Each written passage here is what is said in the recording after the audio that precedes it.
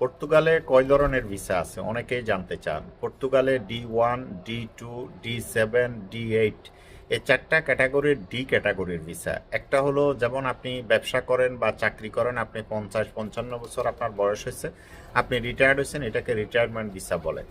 D8 হলো freelancing visa, আর D1 হলো work permit visa, D2 হলো বিজনেস ভিসা, আর একটা আছে গোল্ডেন ভিসা।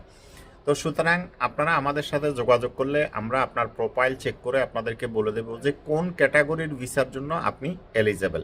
সবাই সব ক্যাটাগরির ভিসার জন্য এলিজেবল না। আমাদের আলশামস ভিসা সার্ভিস 100% গ্যারান্টি দিয়ে কাজ করে। এই ভিসাগুলো 100% ভিসা হয়, এগুলা ভিসা মিস হয় না। অনেকে মনে করেন যে আসতে চায়, ভাই আমি 10 লাখ দেবো, 20 লাখ দেবো, 100% ভিসা করে দেবেন। আলশামসের সাথে যোগাযোগ করলে আপনি 100% আসতে পারবেন। আমাদের কাছে সকল ক্যাটাগরির ভিসা আছে। ট্যুরিস্ট ভিসা আমরা কাজ করি অনলি 5 লাখ টাকা।